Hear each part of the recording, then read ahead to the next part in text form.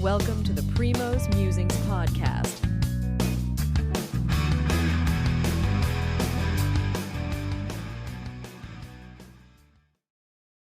Good evening.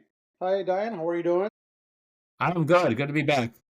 Good. I know it's been a while. We've not had a tennis Grand Slam or a golf major. It's been a while. It's new year 2025. The Australian Open is already underway. So, wanted to get your thoughts. And like we always do, like Roddick, we have the paper brackets in front of us. And I think we go through the quarterfinals for each of us. And then what we might do is that we may actually focus on some early matches because I did see some great matches earlier in the draw. So I thought we can spend a couple of minutes on that. And while we're talking, Tsitsipas is already down a set, and I have Tsitsipas actually going to the fourth round. So there you go. So I think the jinx is on. So let's quickly get to the let's quickly recap what happened in 2024. In 2024, we had the Grand Slam split between Yannick Sinner, who won the Australian and the US Open, and Carlos won the French and the Wimbledon. Strangely, we'll spend some time before we get to the thing. Novak Djokovic did not win a single major, but a lot of things have changed since last year. But one thing that Novak did win last year was something that he's been wanting for a very long time. He won the gold medal at the Paris Olympics, but then he just went and hired Andy Murray to be his coach. So first, I wanted to hear your thoughts on Djokovic and his new coach, and then let's quickly get down to each of the brackets here. Yeah, so as you alluded to by kind of summarizing last year, kind of an off year by Djokovic by Grand Slam standards. I'm not good trivia for our friend Pete Sutmeyer would be when was the last time Djokovic did not win a Grand Slam before this year?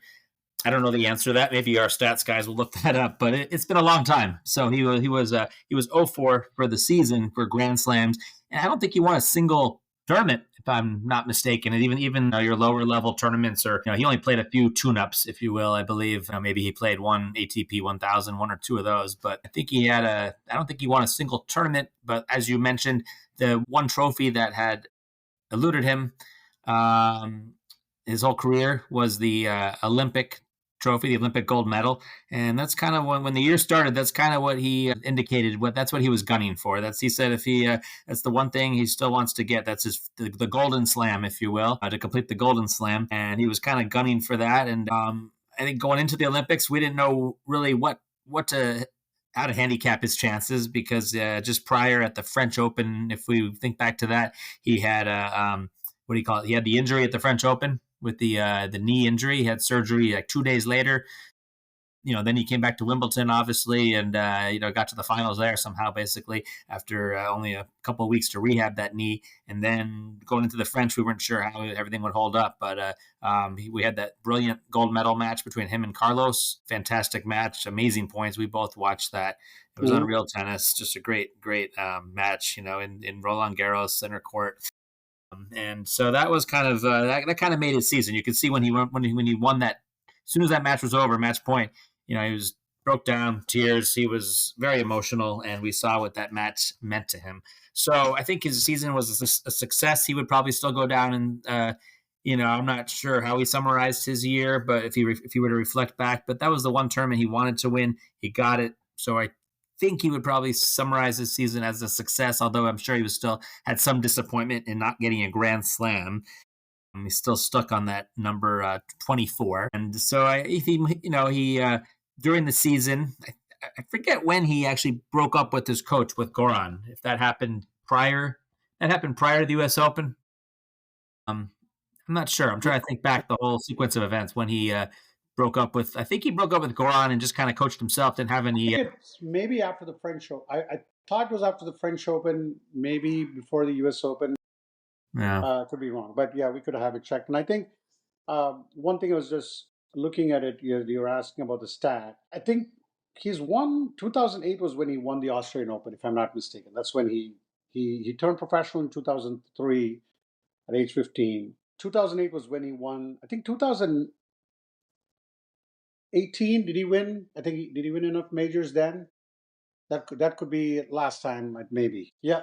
So I did see that 2018 was the last time he didn't win it, but we can check it So more appropriately. But coming down to and then one thing that we did want to talk about, which Roddick definitely mentioned, not at the previous show, but he did talk about Sinner and Wada still being after his case. I don't know when the suspension could be possibly coming, but for now he's playing the Australian Open. So let's get down to the business here. In fact, when I look at Sinner, let's quickly, before we get to the quarterfinals, let's quickly look at some of the key big time matches we have. We have, I think, is Berrettini not playing, what's the lefty, Cam Norrie in the first round? that could be. I'm not 100% certain. That does sound right, though. We look at this draw, which is a font size of 4, and we're not joking. We can try to dig that match up for you. I'm looking here. It's the top. I think he's in the top half of the draw. Yeah, so Berrettini is actually playing, Matteo Berrettini is Yeah, playing Nori. Cam Norrie, You got it. which is very interesting because you had a Wimbledon finalist, and Norrie actually made, I think, quarters of some of these things. So that's a very interesting first round. And in fact, even when you look at Sinner, his first round matchup, I think it's Nicholas Jari. Jari, and Jari's no pushover. Yeah. If you look, he's a Chilean, great player. Those are some, I would call it like some, could be some nervous moments for these players, but I think Berrettini's been playing well. I'm sorry, Andy Roddick has been big on Berrettini. I expect Berrettini to move quickly there, setting up his showdown with Rune. So let's quickly go down to, where do you want to start? Do you want to start with the fourth round? Yeah, that's what I kind of did. I kind of broke it down into 4 quarters. The draw, obviously 4 sections with the 4 top seeds, and then I think I made my picks for the fourth. Yeah, I kind of projected who would be in the 4th round. So the round of 16. We can kind of go through that for each each section of the draw if you want. Mm-hmm. I'll tell you who I have, and you can go with what you have. So let's just do the center half of the draw, the center top of the draw first.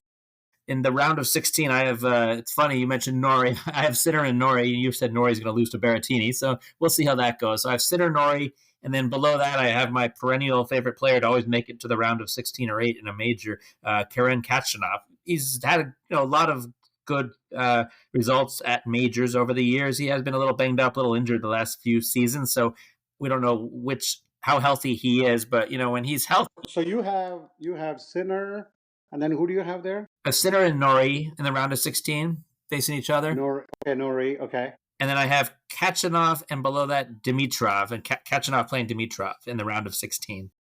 Wow, this is going to be very interesting. Let's quickly go down to that part of it. I do have, as I mentioned, Berrettini going further, and there's a second round matchup is going to be huge for Berrettini and Rune, and it's something. And then I have Rune advancing, playing against Hercox, and I actually have Rune advancing further, setting up a showdown with Sinner. Okay. Something I heard about Rune in the Andy Roddick podcast, which kind of make me believe in him. But let's see, it's going to be Sinner and Rune. And in the other one, unfortunately, I do have Tsitsipas going all the way to the 4th round, and he's in trouble already. Who knows? Tsitsipas, again, one thing about it is like these are 5-setter matches.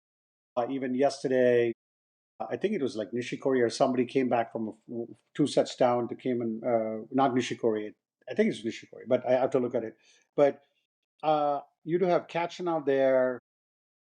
So I have Tsitsipas, and then you have Dimitrov going further. Yeah. Are you sure Dimitrov there? Because I do have. Let's see here. Unless I got. No, I think. No, I'm sorry. Maybe I have. I'm sorry. Demonar.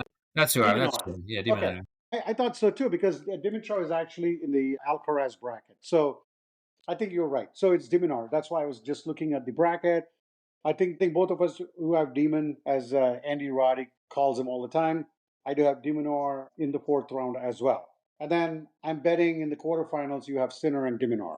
Yeah, Sinner and Demon in the quarters, correct? Because you're right. And then I have obviously Sinner moving on. I think I'm not sure if we saw a Sinner Demon match at the U.S. Open. I want to say we did, but not in person, obviously. But I want to say if they met at the last U.S. Open, I kind of feel like they did, and Sinner just ran through him. I know. Well, Sinner And then the semis, right? Obviously, yeah, yeah. But maybe in the quarters, a round of 16, I'm not sure. I know Demon got there, and he got destroyed in the round of. I didn't think he had enough to. I mean, he definitely doesn't have enough to go up against Sinner. I don't think. I think Sinner, beats him usually probably in straight sets, but we'll see. But yeah, I don't. I think Sinner is going to win that one.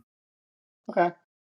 And then this time I'll go first. I'm going to call this the Medvedev slash Fritz bracket. And when I look at there's some interesting matches. I think Shelton, actually, when I listened to Roddick, he had Shelton going down to Nakashima, I First think. round, really? Wow. First round, yeah, which really surprised me. But Shelton does have some tough matches. I mean, I know it's going to be Fritz. For me, it's Fritz all the way to the fourth round. But I have Shelton losing to the Italian Musetti, Yeah. who's coming off his new hairdo, apparently. So it's going to be a Fritz and Musetti matchup. Fritz actually had a pretty big win in Australia. I think it was like the United Cup or something like that. I think he was pretty integral in that victory. And then I have a perennial guy who always loses before the quarterfinals, Rublev, playing Tiafo in the third round, with Tiafo going to the fourth round, Hmm. obviously playing against Medvedev, but not before Medvedev is going to have some hiccups playing against the Australian Popperin. So I do have Fritz, Musetti, Tiafo, and Medvedev in my fourth round. Okay.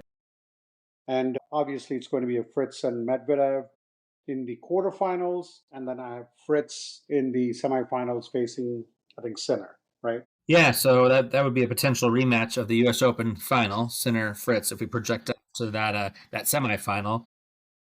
I have a lot. I have two of the four similar to you, reaching those in that section of the draw, getting to the final 16. So I have Fritz. I agree. Also, Fritz had a great 2024 season. I think he had Roddick's mentioned I want to say 55 wins on the season. I mean, no one topped Sinner's year, obviously, with what, 4 losses, 3 losses, like 70 something wins, something crazy. Um, but Fritz had an amazing season last year, really good, really emerged as a top 5 player. I guess he's number 4 and ranked right now, I believe. So I have Fritz getting through to the round of 16. I do have Shelton there. I just think Shelton's had good results at the Australian Open before. I think this was his breakout tournament 2 years ago, I believe. That's when he first kind of came on the scene. No one knew who this kid was, and he shows up with his dad as his coach, former University of Florida Gator tennis coach there. And we just were kind of blown away by his power, his serve, basically. And since then, he's, improved his game overall, obviously, the last couple of years. But I do see, I think you said you have Shelton going out to Musetti. Is that what you had? Yeah, yeah, I do. I could see that. So Yeah, I Musetti's have solid. Fritz, Musetti, Tiafo, and Medvedev. Yeah, so I have Fritz Shelton, but Musetti's solid. I'm so impressed by that guy at the. I think he played Wimbledon. He played against Djokovic in the quarters, and he had a great match against him. Might have been the semis. I forget now. Was it a good? Either it was a good match. Gave Joker a real battle. And then in the lower half, then I got so I have Rublev beating Tiafo in an earlier round. I just think this isn't the U.S. Open. I don't see Tiafo moving on. I think it's something about the U.S. Open energizes Tiafo. We'll see how he starts this season. I know he had a tough season last year until he got to the U.S. Open, and then he really kind of made his season there. And I think in Cincinnati he had a good run last year. So I have Rublev because Rublev gets to every quarterfinal, as we know, and then he loses usually. And then right below him, I agree, Medvedev. Hard to pick against him before he gets, I think, last year's finalist, Medvedev, right? Against Sinner, I think, the Australian Open. So then we got a Fritz Medvedev quarterfinal, and I just like you, I agree, Fritz. I think Fritz has been, I think he'll kind of. So you have Rublev, and you have Rublev, Medvedev, and Fritz Shelton. And then you have Shelton there. Okay, so we have like two Two of different the things. four are So, the same, yeah. and then you have Fritz and Medvedev. Fritz and with those Medvedev going and Fritz moving on. So just like you, on. Fritz Sinner semifinal, same thing. Interestingly, I think Medvedev, Rublev, according to your matchup, it's the two Russians playing against each other. I think they're very close to each other, as Rublev has always maintained. I think that's going to be fun there, I think. So both of us, we got this Sinner and Fritz matchup, interestingly. Let's go to the Carlos bracket. Usually we actually say this as the Novak. Novak would have his own bracket. Yeah. But the fact that Novak hasn't played much, he's ranked number 7 in the world. I do see the first 2 rounds for Novak much easier. Let's quickly talk about Novak because I think he's the one who's, it's a lot of the eyes on him because he has not won a major. And I'm very interested in Novak's a third and fourth round matchup. It's someone that let me pick the fourth round. I think I have Novak playing against Leheshka, and which is one of Radik's favorite Yes. player. Yeah, him and But Jade. prior to him getting Lehechka, he's going to play another CZE, as JW calls it, from a Czech Republic, Tomáš Mekak. So, so I have Novak as two. I would say the first two rounds should be easy, but the third and fourth round, I definitely see some tough matchups with him. And obviously, there is Dimitrov in front of Lehechka has to play Dimitrov, but I feel that he's going to overcome that and set up the showdown with Novak. Okay. So let's. The other two for me are Draper and Alcaraz. In fact, I do have Thompson moving on to the third round playing Alcaraz and losing to Alcaraz, and then Draper beating Korda and getting to face Alcaraz. And so I have Novak, Lehechka, Draper, and Alcaraz. Yeah, so actually, I'm 4 for 4 with you on this one. I think the CZE factor after listening to the Roddick podcast too influenced both of us, unfortunately. So I think Lehechka and Mahatch, I think they both had some good wins last year. I forget one of the tournaments I did watch. I forget if it was like one of the tournaments in I'm blanking right now. It was after one of the majors they played in one of the. It might have been the tournament in Switzerland right after one of the majors. But I saw them like Lehechka or Mahatch. They knocked off one of the big guys in that tournament, I believe. Yeah, so Lehechka's kind of an up and comer. People are saying top 10 he's going to be by the end of the season. So yeah, so I have Joker, Lehechka, and then I also have Draper beating Korda. That was a tough call.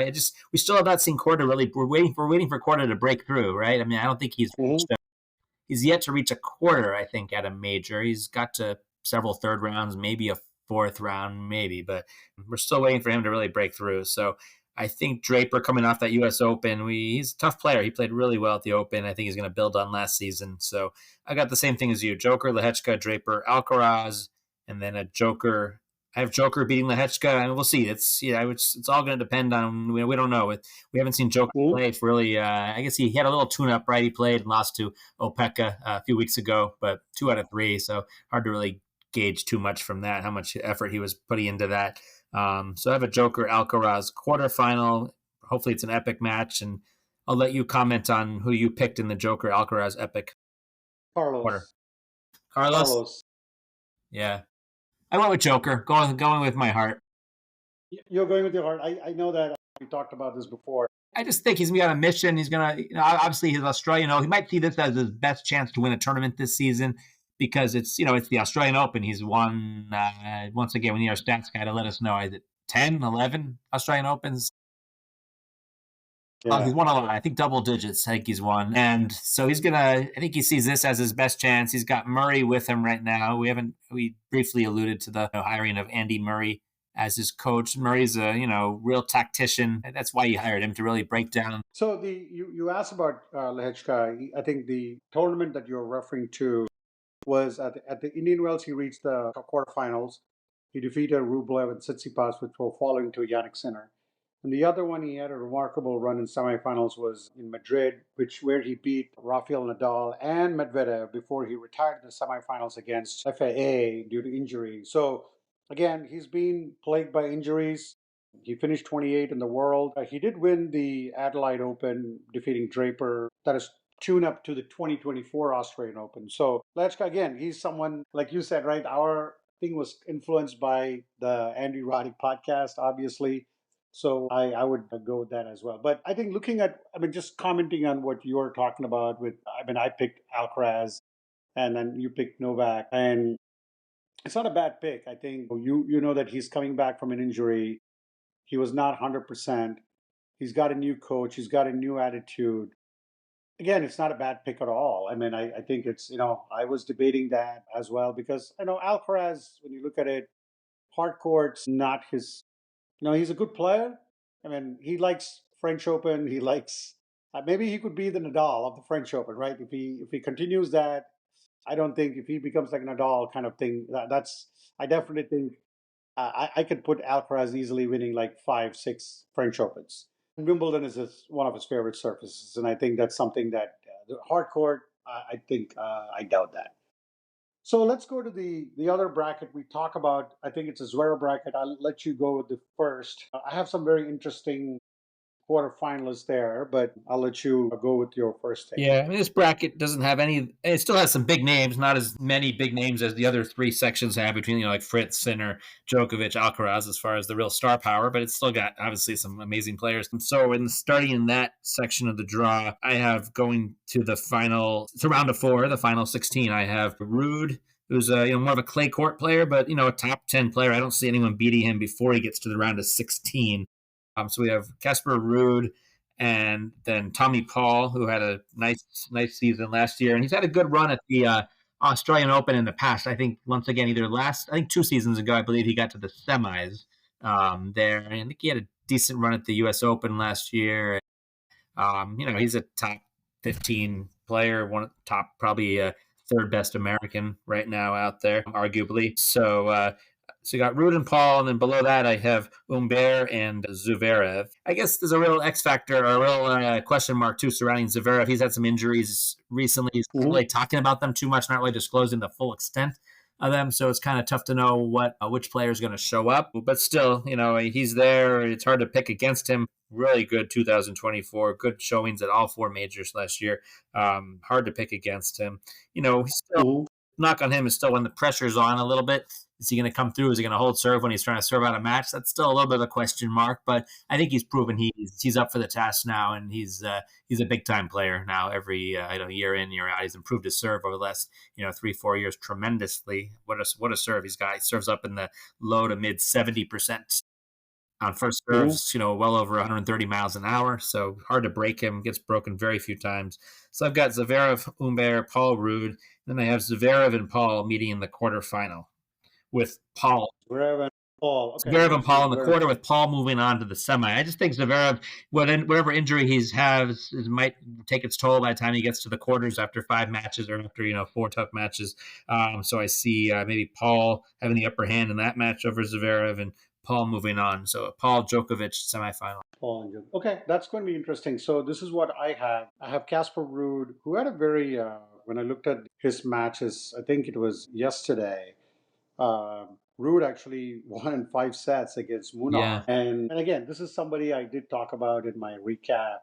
Someone who has lost 3 majors, knocking on the door. So you have 2 of the guys, both Zverev and Ruud, who have not had a major in the same bracket.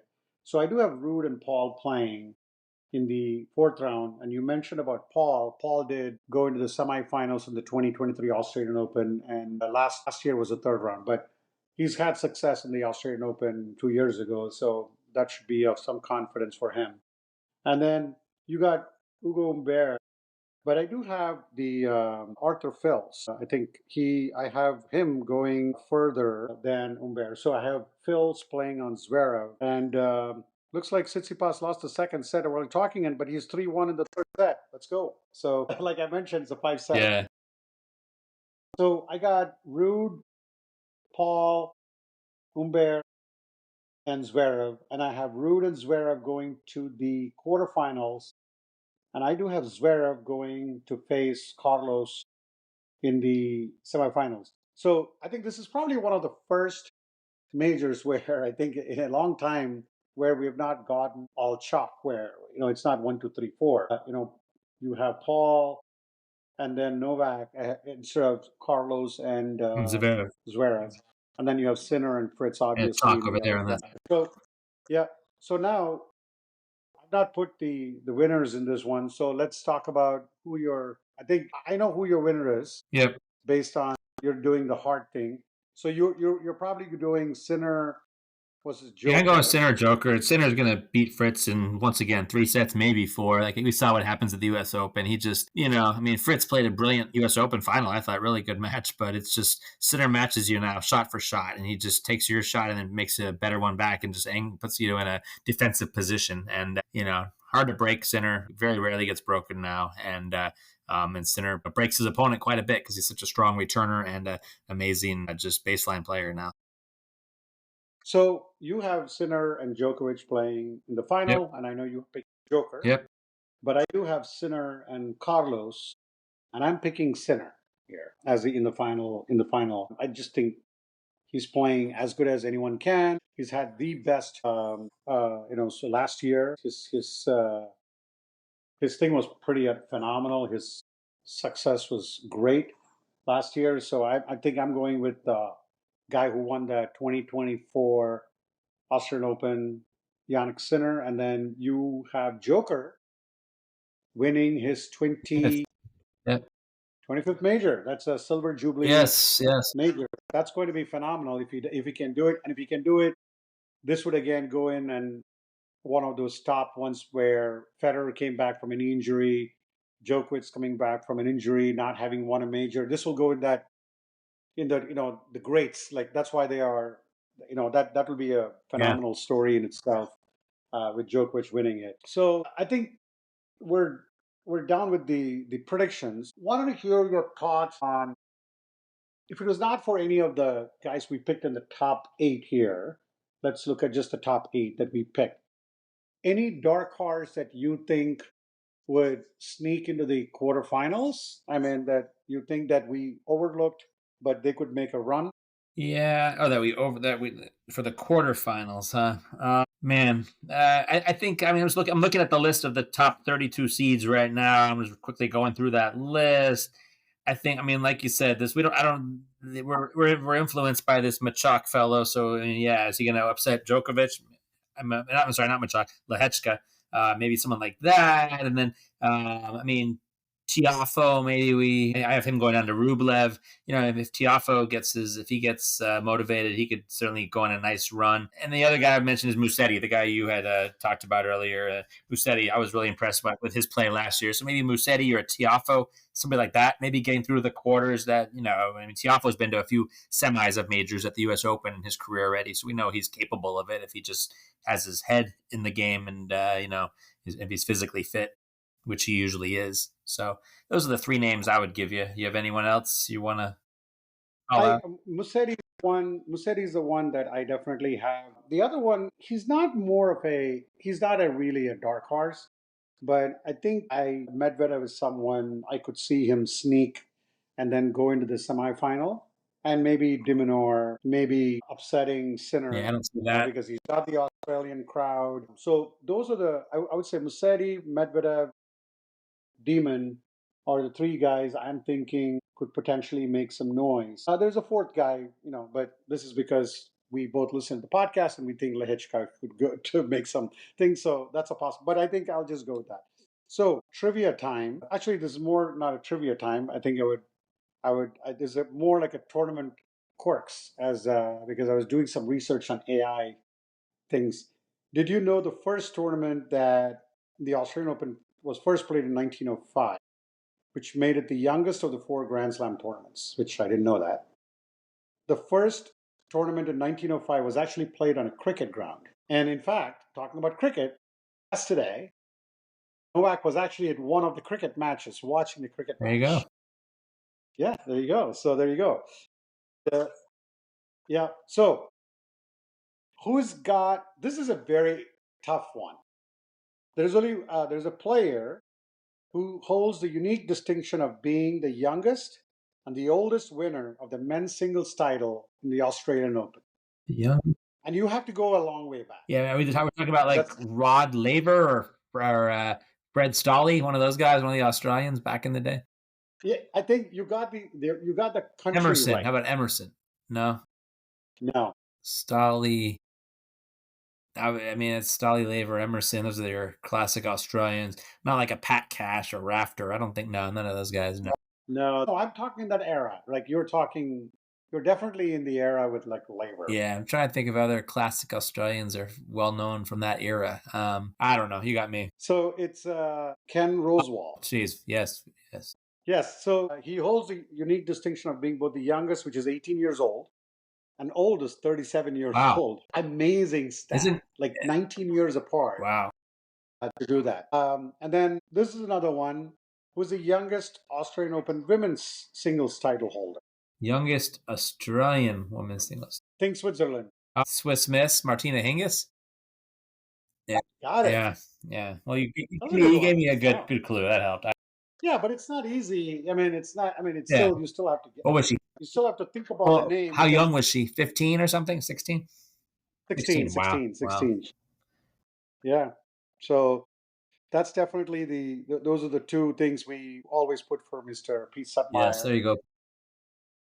So there you go. Hopefully they can guess it. Maybe we'll ask it in our group chat. But I think Novak is not a, you know, it's a great pick. You're picking with the heart, and then I'm going with the hot hand, which is Sinner, and who's had the best season. So any last minute thing that you have?